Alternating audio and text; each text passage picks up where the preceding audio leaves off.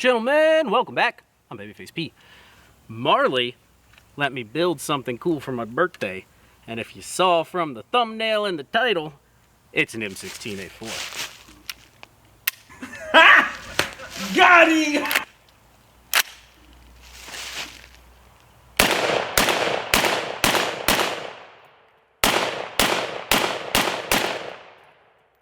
And it is most fun.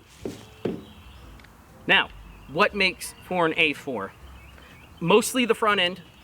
We will get there. Let's start at the back. A2 buttstock. A2 buttstock, A2 everything standard. These things are really, really nice. If you have a rifle length gas system with an A2 stock, very comfortable to shoot.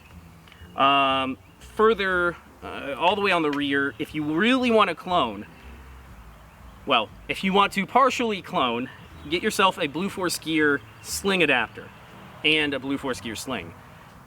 If you want to go super hardcore clone, you can get the mag pouch that goes here. There was a reason for doing that back in the day, and it was because of how the Marine Corps wanted you to keep your weapon. Condition 4. Marines out there that are listening, correct me if I'm wrong, but I believe that's what it was. They want you to say Condition 4, which the easiest way to keep a magazine on you without it being loaded was in the buttstock, or in the pouch on the back. That's what I have read online. I didn't want to go that hardcore, so it's bulky, it's weird, so I went with the Blue Force Gear adapter. It keeps your sling on top, and the reason why these are nice is when you stow your rifle, if you stow it from down here, it has a tendency to flip upside down. With the top select, or the top sling holder, it holds it upright. Moving forward, you'll see my lower is still in the white. That's because this lower here came off of my Ghost Gunner 3. If you want to see some videos on that, go to Utreon, look for Babyface P. Any of the spicy content will be listed up over there. Go subscribe. It's free, and if you want to pay, you can also do that, so don't forget. But beyond that, it's regular AR-15 stuff. Flat top upper, regular lower, no third pin. A2 pistol grip. This one I did upgrade a little bit with a, with a LaRue MBT2S. Very nice trigger for the price. I have a Geisley. I like my Geisley. This, for an $80, $85 trigger, is hard to beat. So if you want to go two-stage on most of your rifles, this is what I would suggest. The kit that it came with had a polymer Magpul trigger guard. I just put it in there. Typically you would have had a flat one that you can then take out to put in gloved fingers. That's what that's there for. If you didn't know, that's what that's there for. It swivels. Pick your bolt carrier group. Supposedly I hear that chrome bolt carriers are the best. Nickel boron is the worst. I don't know. They all work the same to me. I went with a Toolcraft one from PSA, and it runs fine. Upper, flat top upper, you would have been issued, I guess, with a carry handle, and then later on, when they started moving to TA-31Fs, ACOGs, and then they moved over to a TA-31, something else, some other TA-31. The F didn't have hash marks on the side for a moving target, where the newer one did, something like that. All that to say that I was lucky that she allowed me to build this, and there was no way I was going to convince her to let me buy a $1,000 ACOG to put on top of a gun that I probably won't shoot all that often. So, flat top upper, carry handle. This one was surplus GI carry handle. I think I paid 35 bucks. They're not expensive. If you look around, they're not expensive. Now, moving to the good stuff. What makes it an A4? Government profile barrel, so that's a little bit heavier than the A1. It's not a pencil. Government profile. And a Knights Armament M5 RAS handguard. Not free-floated. This is the old school stuff. Thank you to some folks out there. I have a, this one's actually PNS, which I think is the funniest name for a gun company because it sounds like something else. PNS. This is a PNS grip. I got a couple of P&S rail covers because they were cheap. They were like $5 a piece. RAS, M5 RAS, which is gotta have it. This one, I had this sitting around. This is a old 6P, Surefire 6P with an upgraded Malkoff head, and it's got the switch in the back. I need to get a tail thumb pressure pad for it. I just haven't bought one yet. F front sight post.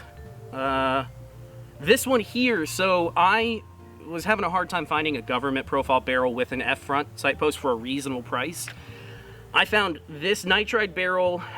Nitride barrel was from ar15discounts.com. Yeah, they're not a sponsor. I've never used them before, but I was very happy with what I got. It works perfectly fine. It's a government profile barrel.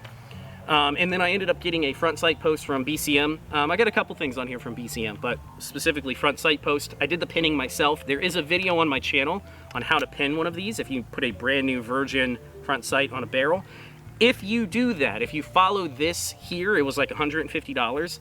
I can pin it on for you for a charge. Just email me, patrick@babyfaceP.com. I can even do, there's some guys out there that'll vouch.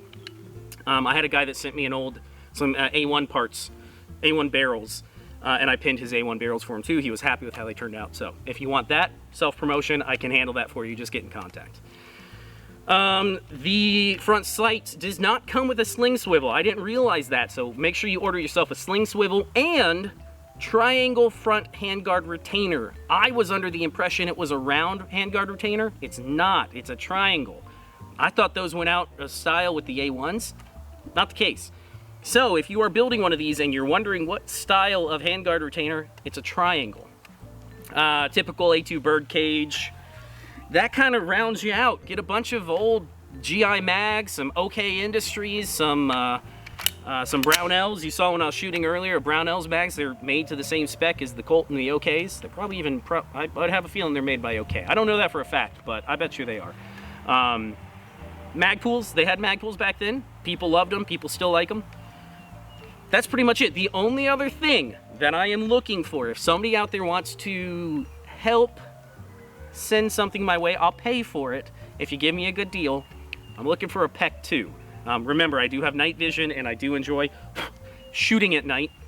I really would like to put a PEC 2 on top. If anybody out there has a PEC 2 that they're looking to sell at a reasonable price, hit me up. Again, patrick@babyfaceP.com. Just send me an email. I really, really want to get an old PEC 2 on top. And, you know, I've thought about putting an old Surefire M951 or 961. Just haven't gotten there yet. But anyways, that is what goes into building a clone-ish M16a4. Let's shoot another magazine through it and then finish out the video.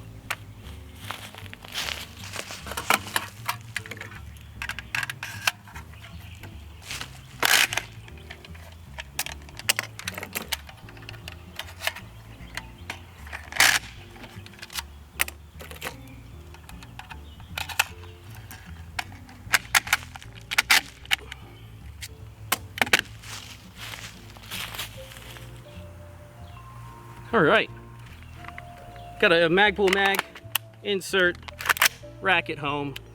Let's finish this up. I think I might have just hit you guys. If you've never shot a full-length rifle, you need to give it a try. Longer gas system with the better dwell time and the longer recoil. It makes it so pleasant to shoot.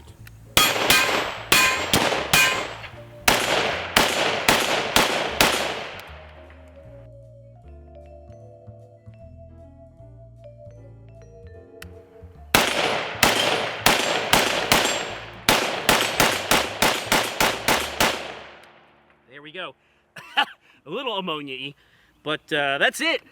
Thank you to my lovely wife for allowing me to build this, and thanks to all you guys. I'm going to have a channel update next week, kind of going over where we are. If you don't know, I've been completely demonetized, which is fine. I'm not going to e-beg like a lot of people do. It's totally fine.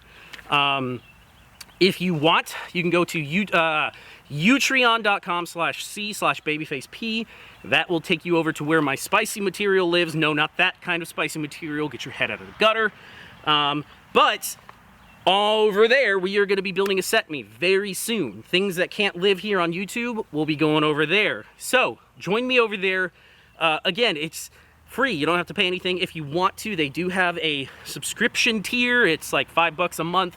They take a smaller percentage, and it goes right back to making content for you guys. So I would love it if you did it. You don't have to, but remember, spicy stuff's going over there. So I'll catch you guys on the next one. See ya.